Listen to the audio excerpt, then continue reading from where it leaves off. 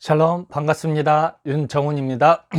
이 시간에는 마태복음 5장 두 번째 말씀으로 나누도록 하겠습니다. 17절입니다. 내가 율법이나 선지자나 폐하러 온 줄로 생각지 말라. 폐하러 온 것이 아니요 완전케 하려 함이로다. 예수님께서는 이제 왜 유대인들이 예수님에 대해서 율법이나 선지자나 폐하러 온 것으로 생각했을까요? 그것은 안식일을 지키지 않았기 때문이죠. 메시아가 아니다라고 여겼기 때문에 그것을 이제 율법을 폐하러 왔다라고 생각했다라는 것이죠. 근데 예수님은 무엇입니까? 폐하러 온 것이 아니고 완전케 하러 왔다라고 표현하고 있는 것이죠. 즉 구약의 율법을 완성시키러 오셨다라는 것이죠. 진실로 너희에게 이르노니 천지가 없어지기 전에는 율법의 1.1획이라도 반드시 없어지지 아니하고 다 이루리라. 여러분, 이 말씀이 진리인 것을 믿습니까? 구약의 율법의 모든 말씀이 1.1획이라도 이루지 않고 없어지지 않고 다 이루셨다라는 말씀을 여러분 믿으십니까? 믿으시죠? 아멘이죠. 왜 그렇습니까? 구약의 율법에 가르치는 것이 무엇이었습니까? 예수님께서 이 땅에 오심과 십자가의 죽으심과 부활하심과 성령으로 오실 것을 율법으로 그림자적으로 예언해 두셨기 때문이죠.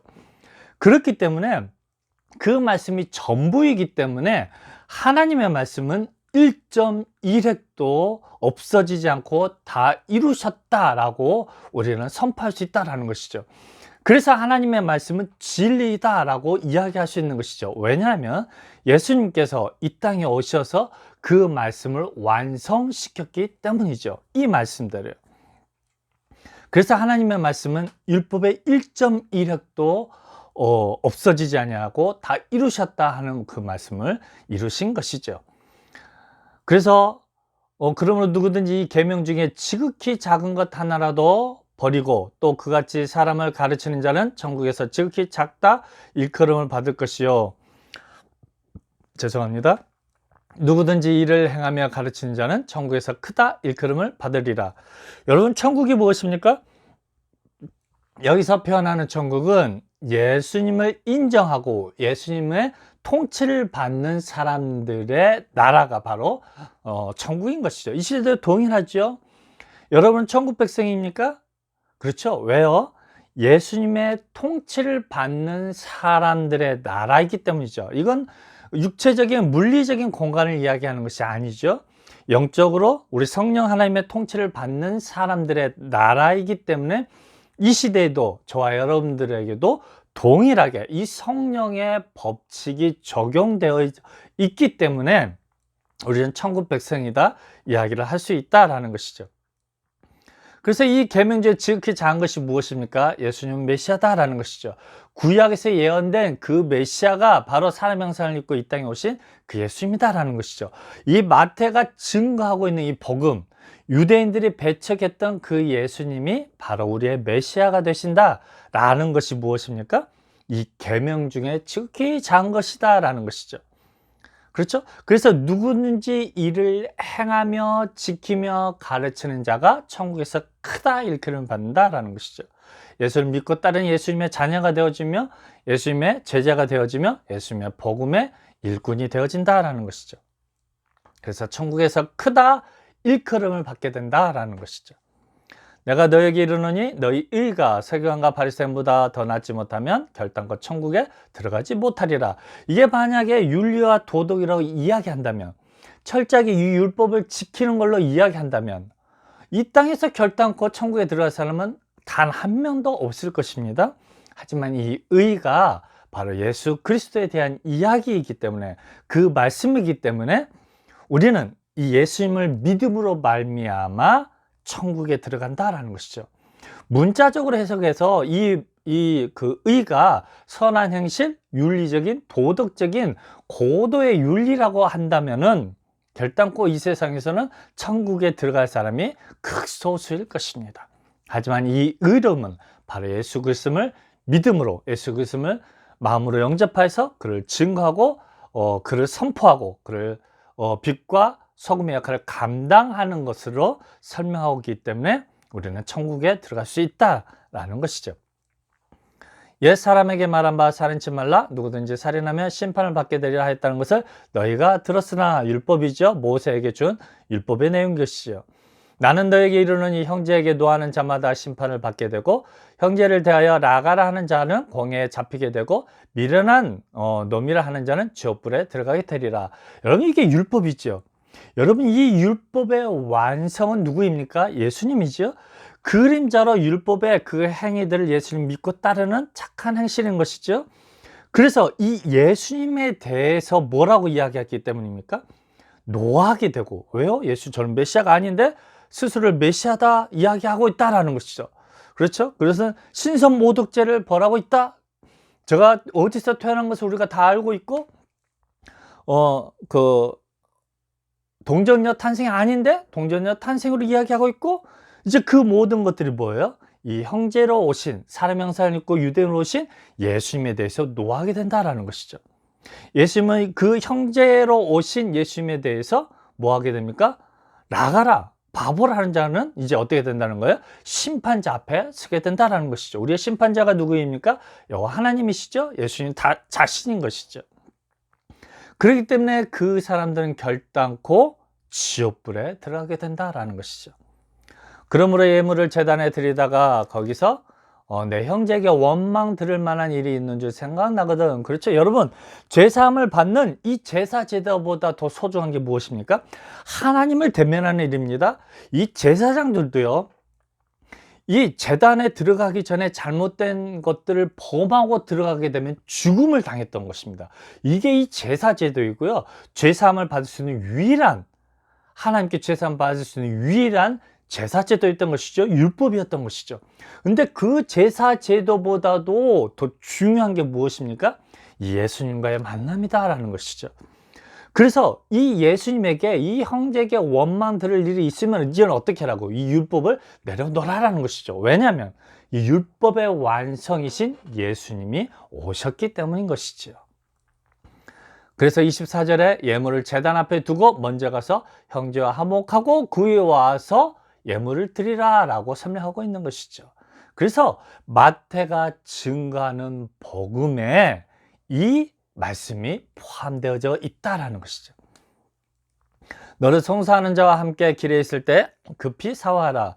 그 송사하는 자가 너를 재판관에게 내어주고 재판관이 관에게 내어주어 옥에 가둘까 염려하라. 그렇죠? 누가 송사합니까?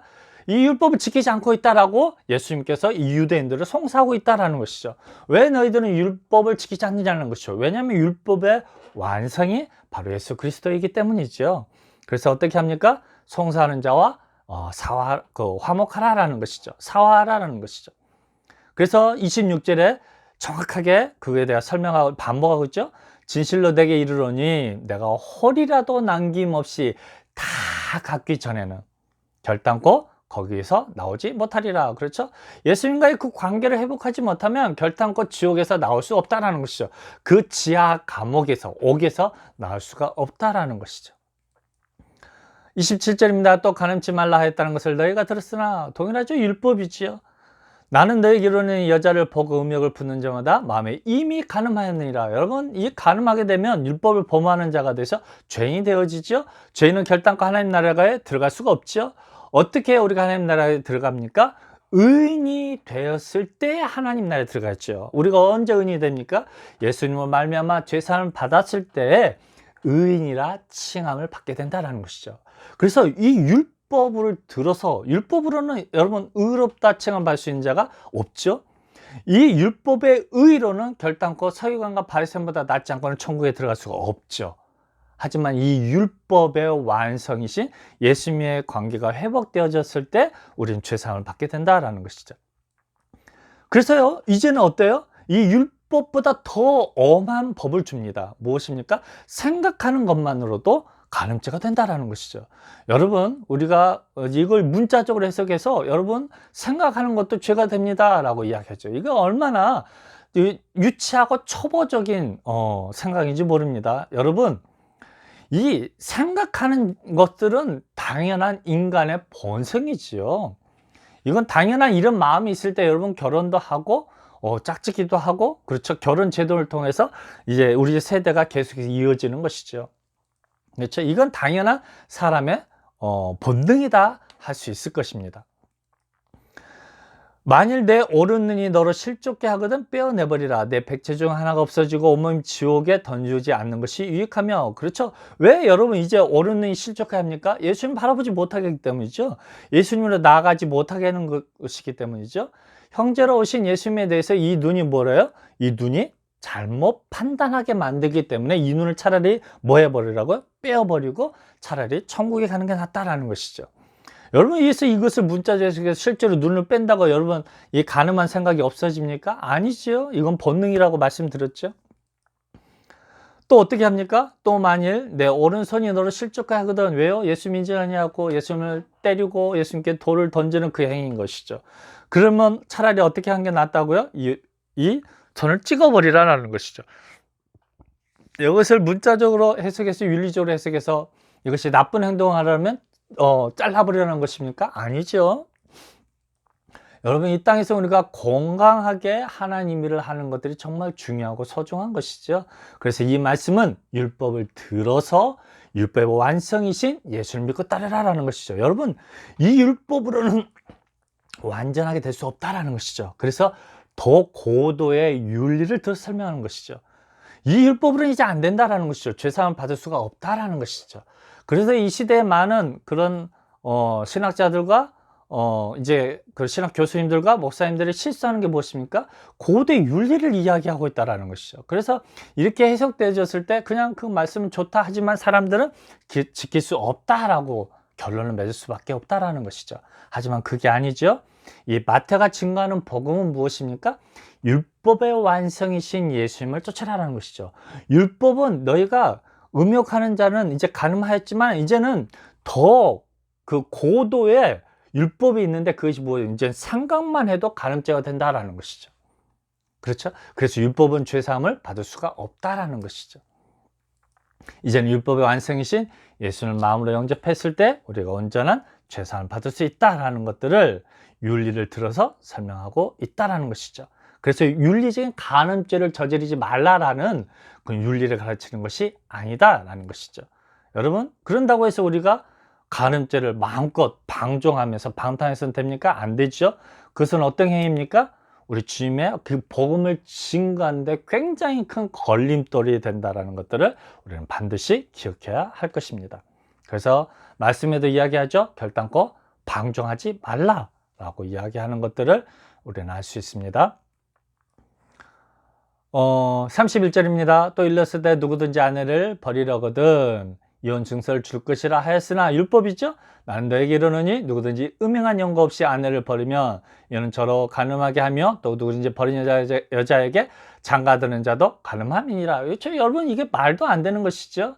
그렇죠? 그래서 그 시대의 율법을 들어서 이제 설명하고 있는 것이죠. 이제 이 율법으로는 완벽한 것이 아니다라는 것이죠. 여러분, 이것처럼 남녀 차별이 어디 있습니까? 정말 이제 제대로 복음을 믿지 못하게 하고 예배 못 드리게 하고 예수 믿지 못하게 하는 남편이 있고 아내가 있다면 어떻게 합니까? 헤어질 수도 있는 것이죠. 헤어지라는 것이 아니죠. 무엇입니까? 율법을 들어서 이제는 율법으로는 이제는 죄사함을 받을 수가 없다라는 것이죠. 더 고도의 윤리를 들어서 예수님이 증거하는 그 복음, 예수님만이 온전한 율법의 완성이다라는 것들을 설명하고 있는 것이죠. 이제 33절입니다. 또 옛사람에게 말한 바, 그렇죠. 계속 율법을 이야기하고 있죠. 헛 맹세를 하지 말고 또 맹세한 것을 주께 지키라 하였다는 것을 너희가 들었으나 나는 너희에게 이르노니 도무지 맹세하지 말지니 하늘로 말라 이는 하나님의 보좌이며 땅으로도 말라 이는 하나님의 발등상이며 예루살렘으로 말라 이는 큰 임금의 성이며. 그렇죠. 이제는 율법으로 너희가 이야기하지 말라라는 것이죠. 왜냐하면 이제는 율법으로는 죄상을 받을 수가 없다라는 것들을 설명하고 있는 것이죠. 그렇죠. 내 머리로도 말라 이는 내가 한터로도 희고 검게 할 수 없음이라. 그렇죠. 이게 무엇입니까? 이제는 율법으로는 죄상을 받을 수가 없다라는 것이죠. 이제 율법으로는 이제는 죄상을 받을 수 없다라는 것들을 계속해서 강조하여서 설명하고 있는 것이죠. 오직 너희의 말은 옳다 아니라 하라. 이에서 지나는 것은 악으로 쫓아. 나는 무엇에 대해서 옳다 이야기해야 됩니까? 이제 예수님 말씀이 옳다라는 것이죠. 예수님 메시아가 아니다라는 것에 대해서는 우리가 어떻게 해야 됩니까? 아니다, 아니다, 아니라는 것이죠. 그래서 여러분, 이 말씀 우리는 지킬 수 있다라는 것이죠.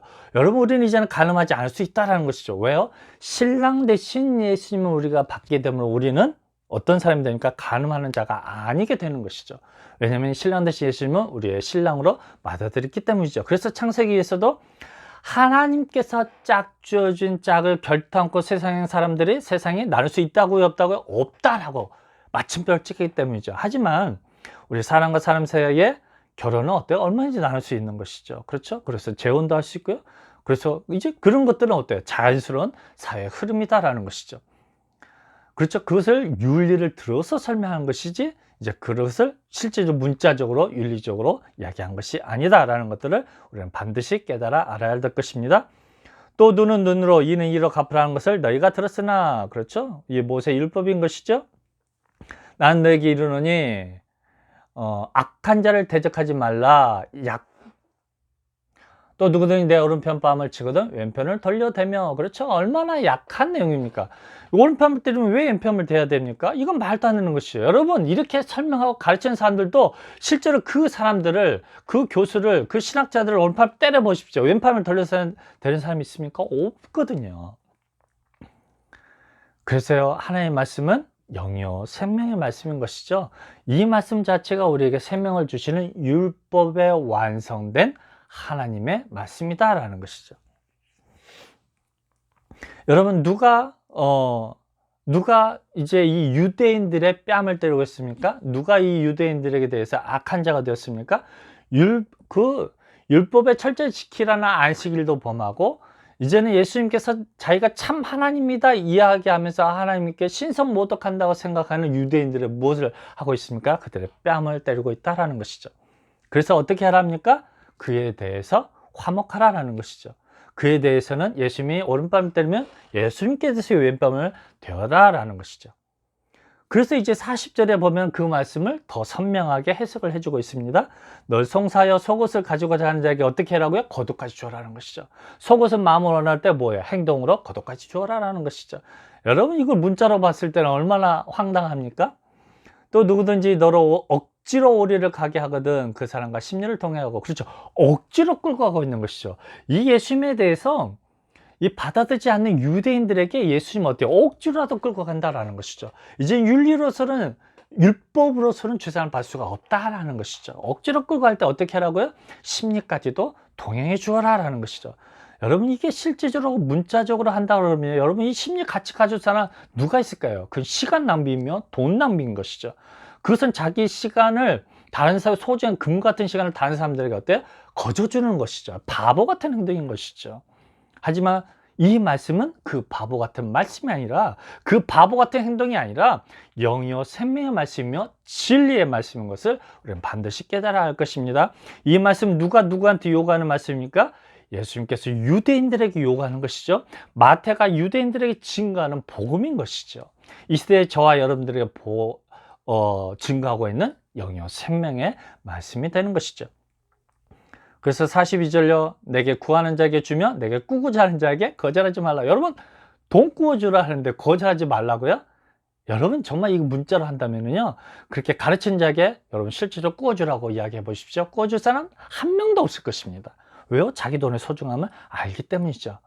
여러분, 그래서 우리들은 갈수록 말씀으로 이 유대의 종교 지도자들이 하나님의 말씀으로, 하나님의 율법으로 그들 더욱더 지옥 백성이 되게 했던 것처럼 이 시대도 동일하게 그의 행동을 반복하고 있다는 것이죠.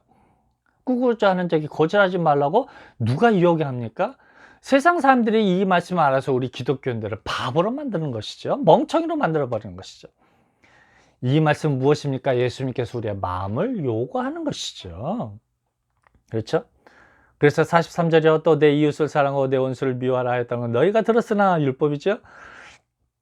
나는 너에게 이르노니 너 원수를 사랑하여 너희 핍박하는 자를 위하여 기도하라. 그렇죠?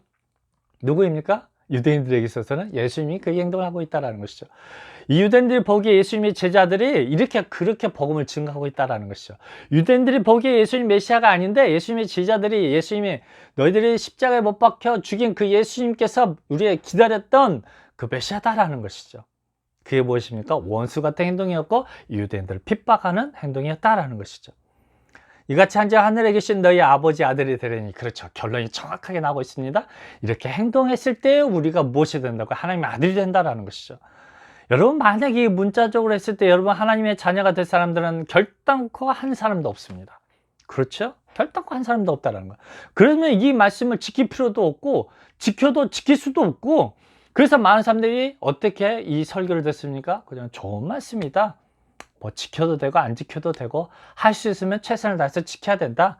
이제 이렇게만, 그렇죠? 더욱더 지옥 자식이 되게 만든다라는 것이죠. 여러분, 이 하나님 말씀하시죠? 율법에 단 하나도 떨어지지 않고 그대로 다 이루신다라는 것이죠. 완성시킨다라는 것이죠. 이 말씀은 우리에게 쉽고 가볍다라는 것이죠. 왜요? 예수님께서 우리의 마음을 요구하시는 것이기 때문에. 예수님은 참 하나님이시며 우리의 영원 구원자이시다라는 것들을, 그 믿음을 요구하고 있기 때문이시죠. 46절입니다. 너희가 너희를 사랑하는 자를 사랑하면 무슨 상이 있으리요? 세리도 이같이 아니하느냐? 또 너희가 너희 형제에게만 무난하면 남보다 더하는 것이 무엇이냐? 이방인들도 이같이 하느니라. 그러므로 하늘에 계신 너희 아버지의 온전하신 것 같이 너희도 온전하라라는 것이죠. 여러분, 우리 예수님께서 온전하기 때문에 우리도 온전하다라는 건 무엇입니까? 그 생명 되신 예수님을 우리의 구원자로 받아들이라라는 것이죠. 이제는 성령으로 역사하신 그 예수님, 우리의 마음속에 나의 구원자이시며 나의 하나님이시며 나의 아버지가 되시는 그 주님을, 우리 영원 구원자 되시면 그 주님을 마음속으로 받아들이라라는 것이죠. 그래서 문 밖에 서서 문 두드리시는 우리 주님의 음성을 듣고 마음을 열었을 때 우리 성령 하나님께서 우리 마음속에 임재하여 주셔서 세상 끝날까지 저와 여러분들의 영혼을 지켜주시기를 주님의 이름으로 부탁드립니다. 감사합니다.